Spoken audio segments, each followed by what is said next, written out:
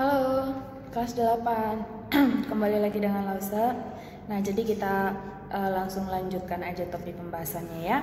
Nah, pada pertemuan kita yang minggu lalu, kita sudah membahas tentang jaringan meristem, terus kemudian kita juga sudah membahas modifikasi daripada jaringan meristem, ya kan? Dimana modifikasinya itu ada yang bermodifikasi menjadi spina, ada yang bermodifikasi menjadi filamen dan lain-lain sebagainya. Nah, kemudian kita juga sudah membahas sedikit tentang jaringan parenkim. Dan pada pertemuan kita kali ini, Lausa akan lanjutkan lagi ke ke bagian daripada jaringan permanen, yaitu sekarang kita masuk kepada jaringan penguat. Jaringan penguat ataupun jaringan penyokong ya. Jaringan penguat ataupun jaringan penyokong itu namanya aja adalah penyokong, berarti dia itu yang mensupport ataupun yang mendukung, ataupun boleh kita juga boleh mengatakan dengan istilah menguatkan. Apa yang dia kuatkan? Yang dia kuatkan itu adalah tubuh daripada si tumbuhan itu sendiri. Jadi secara umum ya, apa fungsi daripada jaringan penyokong? Yaitu untuk menunjang bentuk tubuh daripada tumbuhan. Nah, kalau yang namanya batang itu kan memang tubuhnya itu kan seperti ini gitu, tegak dia ke atas ya kan. Nah, pada saat si tumbuhan itu tegak ke atas, jadi kayak di dalam tubuhnya itu atau di dalam batangnya yang tebal itu, ini kan Lausa baru mengatakan batang doang gitu ya, bukan hanya batang, ada akar, ada daun dan lain-lain sebagainya. Jadi di dalam batangnya yang tebal itu ada nanti kita temukan yaitu jaringan penguat. Nah, jaringan penguat ataupun jaringan penyokong itu bentuknya, bukan bentuk, tapi jenisnya ada dua, yaitu yang pertama ada yang disebut sebagai jaringan kolenkim dan yang kedua adalah jaringan sklerenkim. Apa beda antara jaringan sklerenkim dengan jaringan kolenkim? Perbedaannya dia itu terdapat pada, kalau kolenkim yaitu pada tumbuhan muda, dan kalau sklerenkim itu terdapat pada tumbuhan yang sudah dewasa. Nah, kemudian kita lanjutkan, kita masuk ke jaringan kolenkim. Ingat ya, jaringan kolenkim ini adalah bagian daripada jaringan penyokong ataupun jaringan penguat. Nah, jaringan kolenkim itu pasti punya fungsi khusus ya kan? Bukan fungsi khusus sih, sebenarnya fungsi umumnya tadi itu. Nah, fungsi daripada kolenkim yaitu untuk menyokong tumbuhan yang masih muda. Sudah? Nah, lalu kemudian karena dia itu menyokong tumbuhan yang masih muda, contoh nih misalnya tumbuhan yang masih muda, misalnya tumbuhan yang masih berkecambah, tumbuhan yang pokoknya selama tumbuhannya belum menghasilkan bunga, belum menghasilkan biji, itu adalah fase tumbuhan dia masih kita sebut sebagai tumbuhan muda. Ya bisa ya. Nah, terus kemudian untuk kolenkim ini sendiri dia mengalami penebalan dinding sel akan tetapi tidak merata. Nah, kalau misalnya merata berarti kan itu tadi yang kita kembali lagi kepada fungsi epidermisnya. Nah, kamu masih ingat dong, dinding sel daripada epidermis itu mengalami penebalan dan penebalannya itu merata untuk setiap dindingnya. Sementara kalau untuk kolenkim itu sendiri dia tidak merata. Kenapa? Karena fungsi daripada si kolenkim ini hanyalah sebagai penguat, support gitu. Dari mana? Dari bawah ataupun dari dalam tubuhnya, supaya tubuhnya itu benar-benar bisa berdiri tegak, atau ya pokoknya supaya tubuhnya itu ya bisa pokoknya bisa apa ya saya katakan ya, bisa berdiri dengan tegak atau bisa melakukan fungsinya juga dengan baik. Fungsi yang bagaimana loh maksudnya? Contoh, ya kalau batang kan fungsinya untuk sebagai transportasi air ya kan, dari mulai akar sampai kepada daun. Berarti kalau si batangnya nggak kuat, nggak disupport oleh si penguat ini, contohnya misalnya kayak si kolenkim, ya batang ya gimana gitu, namanya aja sebagai transport air supaya dari akar bisa sampai ke batang, sementara dari akar ke daun, sementara batangnya sendiri letoy atau batangnya sendiri tuh nggak kuat, atau mungkin batangnya ya kurang mensupport gitu. Nanti kan bisa terjadi beberapa kendala, misalnya fotosintesisnya tidak bisa berlangsung dengan baik. Jadi itulah fungsi daripada si kolenkim ini sendiri. Nah, lalu kemudian kolenkim itu terbagi menjadi dua, yaitu yang pertama adalah jaringan serat ataupun jaringan fiber, terus kemudian yang kedua adalah jaringan skleroid. Nah, untuk jaringan serat dan juga jaringan skleroid ini sendiri Lausa tidak buat lagi perbedaannya. Jadi kayak kita langsung masuk aja ke contohnya. Nah, jadi untuk serat, ingat kalau kolenkim jaringan serat ya, ini kan sebenarnya sama-sama jaringan kolenkim dan juga jaringan serat. Akan tetapi jaringan kolenkim ini kan dia terbagi dua lagi, ada dua jalur lagi tuh. Yang pertama jalur serat, kemudian yang kedua adalah jalur skleroid. Nah, jadi yang pertama untuk jalur seratnya itu contohnya adalah pembuluh silem. Nah, jadi memang untuk serat ini sendiri itu paling banyak ditemukan pada pembuluh silem. Jadi kayak silem juga banyak sekali yang menyebutkannya sebagai serabut silem. Kenapa? Kenapa disebut sebagai serabut silem? Udah langsung dikasih tahu jenis kolenkimnya adalah serabut di situ. Karena kan fungsi daripada silem adalah fungsi daripada kolenkim adalah untuk menyokong tumbuhan yang masih muda. Kemudian yang kedua, jaringan skleroid contohnya itu ada pada kulit kacang dan juga pada buah pir. Nah, kamu bisa perhatikan contoh yang Lausa kasih di samping ya kan, ada gambar kulit kacang, kemudian ada gambar buah pir juga. Itu maksudnya kulit kacang ya, kulit kacangnya itu loh. Jadi pada saat kita makan kacang, kebetulan Lausa ada ada kulit kacang ya, saya juga lagi ngemil kacang nih. Kalau kamu perhatikan, nih kebetulan Lausa ada nih. Nah ini dia. Jadi kamu bisa perhatikan dong kulit kacangnya, ya kan? Nah, jadi untuk kulit kacangnya sendiri, nah ini dari dekat nih strukturnya Lausa buat. Oke. Nah, bisa ya diperhatikan ya. Jadi kulit kacangnya ini dia itu tersusun atas skleroid, dan skleroid itu masih masuk dalam contoh daripada kolenkim. Nah, jadi kalau misalnya kita petakan seperti ini, atau dengan kata lain itu kulit kacang ini. Nah, ini nih, kalau ini nih, sekrenyes kayak gini ya kan? Nah, keluar dong dia. Inilah yang disebut sebagai skleroid. Nah, ini kamu bisa lihat kan, tangan saya tuh kayak ada kotoran-kotoran warna putih. Nah, ini Lausa pecahkan lagi. Nah, itu kelihatan kan apa ya saya katakan ya, kayak patahan-patahan daripada skleroidnya. Oke, bisa ya dipahami ya. Jadi paling gampang sih sebenarnya untuk melihat jaringan kolenkim tipe jaringan skleroid itu pada kacang. Karena kalau kacang kan gampang banget ya kita lihatnya tuh seperti ini. Jadi ini adalah jaringan skleroid. Oke, bisa ya. Nah, itu dia untuk skleroid tadi, maksudnya adalah pada kulit kacang.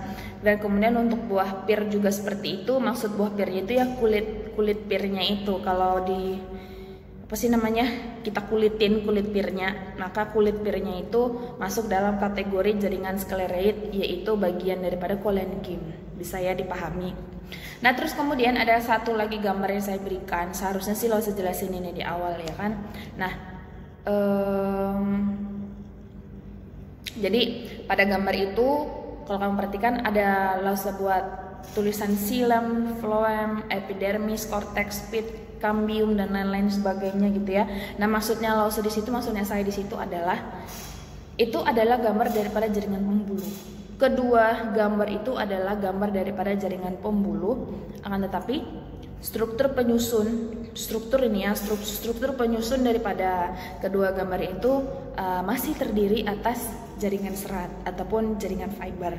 Makanya jaringan xilem dan juga jaringan phloem itu nggak gampang untuk rusak, tidak gampang untuk tidak gampang untuk rusak gitu dalam melakukan tugasnya. Karena balik lagi kan jaringan kolenkim itu adalah menyokong tumbuhan yang masih muda gitu. Oke, bisa ya untuk dipahami. Dan sekarang kita lanjutkan lagi kepada jaringan sklerenkim. Nah, untuk jaringan sklerenkim sendiri di sini Lausa nggak kasih yang gimana-gimana gitu. Nah, jadi kita cuman masuk kepada fungsinya aja, yaitu menyokong tubuh tumbuhan yang sudah tua. Nah, coba kamu perhatikan gambar yang saya berikan. Jadi di situ tuh kayak sebenarnya gitu ya. Sebenarnya gambar yang pertama dengan dalam satu gambar bagian apa ya saya katakan ya, bagian kiri dengan bagian kanan tuh sebenarnya sama sama gitu. Akan tetapi bagian kanannya itu kalau kamu perhatikan kan dia mengalami penebalan. Seperti dilapisi lagi dia di bagian atasnya, ya kan? Nah, jadi karena dia dilapisi lagi atau di cover lagi, itulah yang disebut dia sebagai sklerenkim. Jadi sebenarnya pada dasarnya sklerenkim itu adalah bagian daripada kolenkim. Jadi kan kolenkim itu semua. Nah, kolenkim itu semua, tapi pada saat si tumbuhan itu dia sudah mulai dewasa, maka nanti di part-part yang sudah dewasanya tadi itu akan mengalami penebalan, akan mengalami pengcoveran lagi dan jaringan yang lebih tebal daripada jaringan asalnya itu disebut dia sebagai sklerenkim. Kenapa harus ada sklerenkim? Kan tumbuhan terus melakukan fase hidupnya dari mulai dia perkecambahan, terus mengalami pertumbuhan primer, mengalami pertumbuhan sekunder sampai akhirnya dia menjadi dewasa. Kan sama seperti kita manusia, kita juga mengalami fase-fase pertumbuhan mulai dari bayi, anak-anak, remaja, dewasa sampai kepada orang tua. Jadi layaknya manusia gitu kan, tumbuhan juga seperti itu. Pada saat dia sudah mulai mencapai titik kedewasaannya, maka si tumbuhan ini pun memerlukan sebuah jaringan yang bisa melindungi tubuhnya, yang bisa mensupport tubuhnya, yang bisa mendukung, mensuplai, apalagi yang menyokong agar jaringan yang sudah terbentuk dari pada saat masih kecil, pada saat masih kecil jaringan itu bisa berfungsi dengan baik sampai si tumbuhan ini kita katakan mati pada suatu hari nanti. Jadi diperlukanlah jaringan sklerenkim, atau dengan kata lain adalah jaringan yang mengalami penebalan atau jaringan yang mengcover jaringan awalnya. Oke, bisa ya dipahami ya untuk jaringan dewasa ini sendiri. Maksud itu adalah untuk jaringan sklerenkim. Oke, sekarang kita masuk kepada jaringan. Nah, untuk jaringan pengangkut ini sendiri ada dua, yaitu ada xilem dan juga ada phloem. Untuk xilem dan juga phloem sih sebenarnya udah dari kapan ya, pertemuan part 1 atau part 2 kemarin tuh yang sebenarnya udah lo kasih sama kamu ya kan, apa itu xilem dan juga apa itu phloem. Tapi kembali lagi kita bahas lagi gitu kan di jaringan tumbuhan ini. Nah, xilem itu fungsinya adalah untuk mengangkut air dan zat terlarut di dalam tanah. Alurnya atau dari mana rute pekerjaannya si xilem ini? Dari akar hingga ke daun. Kenapa? Karena kan xilem itu mengangkut air dan zat terlarut. Zat terlarut itu beserta air adanya di dalam tanah. Lalu kemudian dari dalam tanah dia akan mengangkutnya menuju ke daun. Kenapa harus ke daun? Karena di daun nanti semuanya akan diolah menjadi sumber makanan. Kalau bagi kita manusia atau bagi beberapa hewan. Tapi kalau bagi tumbuhan itu sendiri adalah dia akan membentuk cadangan makanan ataupun akan membentuk energi bagi dirinya sendiri. Nah, kemudian untuk jaringan phloem. Phloem juga fungsinya mengangkut hasil fotosintesis dari daun menuju ke seluruh tubuh tumbuhan. Alurnya dari mana? Yaitu dari daun ke seluruh tubuh. Jadi yang mengangkut air dan garam-garam mineral dari dalam tanah itu adalah fungsi dari xilem, dan fungsi daripada phloem itu kebalikannya, yaitu dia mengangkut hasil fotosintesis dari daun menuju ke seluruh tubuh tumbuhan. Nah, kalau kamu perhatikan gambar ya kan, di situ ada ilustrasi perbedaan antara xilem dan juga phloem. Ketika terlihat dari samping, mereka tuh kelihatan kayak balok gitu kan. Kayak balok. Ya boleh deh kayak balok atau kayak pipa gitu memanjang. Akan tetapi kalau kita lihat dari penampang atas tuh maksudnya seperti gambar yang kedua. Jadi ini batang tumbuhan ya kan, kita potong. Nah, bagian yang dipotong itulah yang diperbesar. Maka kelihatanlah seperti gambar. Xilem dan phloemnya itu kelihatan seperti piramid atau kayak segitiga terbalik gitu. Tapi kalau misalnya batangnya itu tadi yang seperti ini ya kan, yang dilihat itu adalah memang sisi sininya atau seperti gambar yang pertama, maka akan kelihatan seperti tabung. Nah, jadi memang seperti itulah ya bentuk daripada xilem dan floem. Oke, kemudian kita masuk kepada part yang terakhir. Part terakhir di dalam struktur dan fungsi tumbuhan ya adalah tentang fotosintesis. Nah, kenapa setelah kita membahas semuanya di part terakhirnya ini adalah kita membahas tentang fotosintesis? Karena sebenarnya struktur dan fungsi tumbuhan ini sendiri yang dipelajari tujuannya nanti akan mengarah kepada fotosintesis ini. Setelah kita pelajari jaringannya, setelah kita pelajari organ-organnya, setelah kita pelajari bentuk-bentuk daun, bentuk-bentuk akar, batang dan lain sebagainya, lalu kemudian tempat penyimpanan fotosintesis pun kita udah bahas ya kan, yaitu ada pada parenkim makanan dan lain-lain sebagainya. Sekarang kita masuk kepada induk permasalahannya, yaitu reaksi fotosintesis. Nah, fotosintesis itu pengertiannya apa? Pengertiannya adalah proses, ini kalau dari Lause ya, proses pembuatan energi atau zat makanan. Boleh juga loh energi ini kita katakan sebagai zat makanan, atau zat makanannya langsung saja kita tembak sebagai, atau langsung saja kita sebut sebagai glukosa yang berlangsung atas peran cahaya matahari. Nah, itu pasti banget ya kan. Jadi saya ulangi sekali lagi, pengertiannya adalah proses pembuatan energi atau zat makanan atau glukosa yang berlangsung atas peran cahaya matahari. Bagaimana proses daripada fotosintesis ini? Nah, sambil kamu perhatikan gambar yang Lause berikan, so ada cahaya matahari di atas gitu kan. Kalau cahaya matahari kan memang akan selalu ada gitu. Nah, terus kemudian kamu perhatikan reaksi daripada fotosintesis yang pertama adalah CO2 ataupun 6CO2, yaitu disebutlah dia sebagai karbon dioksida. Sudah? Nah, karbon dioksida ini dari mana didapatkan si tumbuhan? Jawabannya ada dua, yaitu yang pertama dari pertukaran gas antara oksigen dan CO2 yang dilakukan oleh manusia. Dengan kata lain kan kita manusia mengambil oksigen dan mengeluarkan CO2. Bahkan ini contoh nih, seperti yang Lause lakukan saat ini. Saya lagi bernafas sekarang kan, Lause mengajar sambil bernafas kan, tetapi pada saat saya bernafas yang saya tarik itu adalah oksigen dan udara yang saya keluarkan dari mulut saya atau dari hidung saya itu adalah CO2. Sudah? Dan kemudian CO2 yang saya keluarkan dari dalam tubuh saya ini itu akan ditangkap oleh tumbuhan. Nah, itu dia yang pertama. Atau kemudian dengan cara yang kedua juga sama, si hewan juga bisa, dalam artian itu hewan juga bernapas menggunakan oksigen.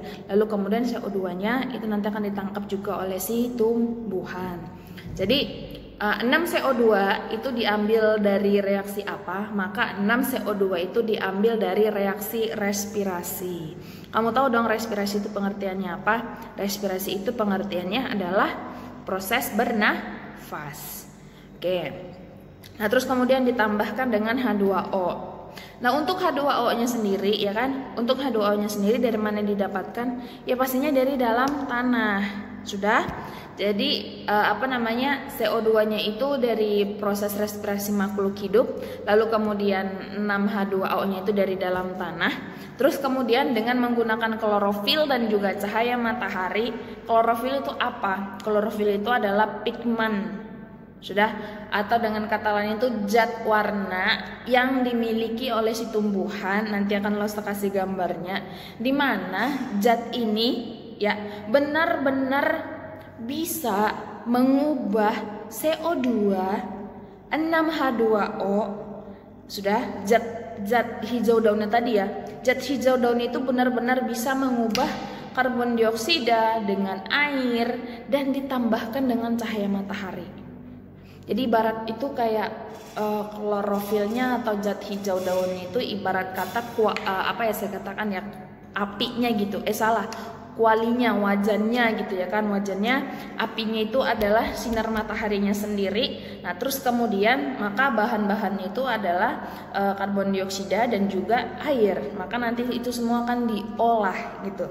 Adapun matahari ya kan, adapun matahari sebagai api di bawahnya ini itu tidak akan belum tentu proses fotosintesis itu dapat berjalan dengan benar. Kenapa? Karena salah satu alasannya ataupun bagian terpenting dari fotosintesis ini adalah si zat hijau daun tadi. Karena zat hijau daun itu benar-benar bisa mengubah gitu, benar-benar bisa mentransfer, apalagi saya katakan ya, mengkonvert gitu dari 6 CO2 ditambah dengan 6 H2O, maka nanti dia akan keluar menjadi gula atau disebut juga sebagai glukosa. Nah, rumus kimia daripada glukosa itu apa? 6 CO2 C6H12O6 ditambah dengan, kok aku bingung sih. Maka disebutlah dia sebagai gula, adalah C6H12O6. Nah, jadi tumbuhan itu hebat sekali, ya kan? Dari yang karbon dioksida yang kita keluarkan dari dalam tubuh kita ini dan dikeluarkan juga oleh tubuh hewan, tapi itu malah ditangkap oleh si tumbuhan dan dia jadikan itu menjadi glukosa. Dia jadikan itu sebagai sumber makanan. Nah, lalu kemudian kan ada plusnya satu lagi, itu adalah oksigen. Nah, oksigennya itu dari mana gitu ya? Oksigen itu adalah hasil samping atau boleh juga kalau saya katakan hasil kedua yang dihasilkan oleh si tumbuhan selain dia menghasilkan glukosa ataupun C6H12O6-nya. Nah, untuk oksigennya sendiri, untuk O2 ataupun oksigennya sendiri itu langsung aja gitu dikeluarkan oleh si tumbuhan dengan menggunakan lentisel ataupun dengan menggunakan stomata. Maka nanti kan oksigennya akan keluar, terus kemudian CO2 dari manusia dan juga dari hewan nanti akan masuk. Jadi kayak gitu ya terus. CO2-nya masuk ke dalam tubuh si tumbuhan, O2-nya keluar supaya bisa dipergunakan oleh manusia dan hewan untuk bernafas. Masuk lagi, keluar lagi, masuk lagi, keluar lagi. Beda dengan kita manusia, kalau kita kebalikannya, oksigen yang masuk, CO2 keluar. Oksigen yang masuk lagi, CO2-nya keluar lagi. Nah, gitu-gitu aja terus, ya kan? Nah, terus kemudian jadi untuk reaksi fotosintesis ini sendiri, sekali lagi dari karbon dioksida ditambah dengan air dengan menggunakan cahaya matahari dan juga klorofil, ini nanti akan diubah menjadi glukosa, yaitu C6H12O6 ditambah dengan oksigen. Nah, untuk C6H12O6 ini ataupun dengan kata lain glukosanya, kita udah pelajari di mana disimpan, yaitu di jaringan parenkim, ya kan? Nah, untuk jaringan parenkim ini sendiri atau dengan kata lain, contoh misalnya ada nggak batang yang dimakan oleh manusia? Ada, kita juga udah pernah bahas ini, ya kan, berkali-kali gitu. Contoh batang yang dimakan oleh manusia, ada batang tebu, ada juga batang batang rebung. Rebung itu kan bambu yang masih muda gitu. Kenapa batang rambutan, batang durian, batang nangka itu nggak dimakan oleh manusia, tapi batang tebu dan batang rebung itu dimakan? Karena si tumbuhan itu melakukan proses fotosintesis dan cadangan makanannya ataupun energinya itu dia simpan di batang itu, disimpan di batang tebu ataupun di pucuknya rebung. Alhasil ketika kita ambil, kita bisa makan itu. Kita rasa enak gitu ya kan, ada rasa manisnya, atau dengan kata lain itu adalah setiap bagian atau part-part tumbuhan yang kita makan, baik itu daun, akar, biji, sampai nanti dia kepada bunganya sendiri, yang kita konsumsi itu adalah sebenarnya hanya media untuk mengambil energi ataupun untuk mengambil glukosa itu dari tumbuhan gitu. Karena glukosanya itu kita nggak bisa langsung ambil gitu aja, kita perlu medianya. Medianya apa? Medianya ya misalnya daun tumbuhan tadi, atau misalnya akar si tumbuhan tadi, atau batang si tumbuhan tadi, dan lain-lain sebagainya. Jadi sekian pembelajaran dari Lause, ya emang nggak sepanjang dari penjelasan yang part 1 ataupun part 2-nya. Nah, kalau part 1 atau part 2-nya kalau Lause nggak salah itu kan daring ya sebelumnya, atau Lause jelasin secara langsung, dan kamu juga ada kita ketemunya di Google Meet kalau Lause nggak salah gitu. Itu makanya di video pembelajarannya itu Lause buat ya yang part 3 yang kemarin, berarti ini dia yang part 4. Artinya apa? Sudah 4 kali kita ketemu untuk subbab struktur dan fungsi organ tumbuhan. Nah, kemudian untuk minggu depan hari Selasa berarti kita sudah masuk kepada penilaian harian. Berarti minggu depan persiapkan diri kamu untuk ujian. yaitu khusus untuk bab 1 ini aja, dan terus kemudian ujiannya itu yang pasti tidak akan lari dari pembahasan yang sudah Lause bahas gitu. Nah, saya tidak melarang kamu untuk menggunakan bahasa buku atau dalam artian itu kamu juga menghafal dari buku, tetapi tetap usahakan dari yang Lause dulu gitu ya. Supaya apa? Supaya kalian itu nggak terlalu berbeda dengan teman-teman kalian. Nah, terus kemudian sisa waktunya yang sekarang ini pasti waktunya masih banyak yang tersisa gitu. Nah, sisa waktu yang tersisa ini kamu langsung mengerjakan exercise dari Lause itu di Google Form gitu ya. Nanti linknya pasti akan saya berikan juga. Nah, terus kemudian jadi untuk catatannya, kan catatannya Lause belum pernah kumpul sama sekali kan. Dari mulai part 1 kemarin itu untuk struktur tumbuhan hanya soal-soal aja yang Lause berikan itu sebagai feedback agar saya tahu kamu tuh belajar atau tidak gitu.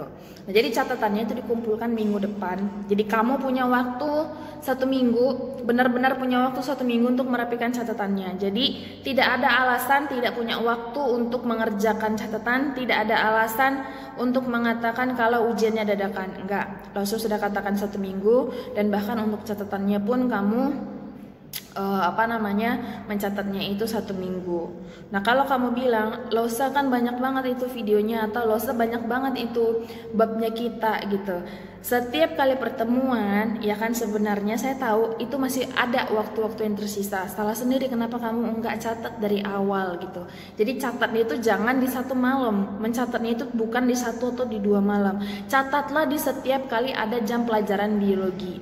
Supaya apa? Supaya pada saat saya suruh kumpul catatannya kamu nggak gelagapan, kamu nggak butuh waktu lagi untuk mencatat sampai sampai begadang, sampai hal-hal yang lain yang tidak diinginkan itu terjadi. Jadi tolong di manage waktunya masing-masing ya.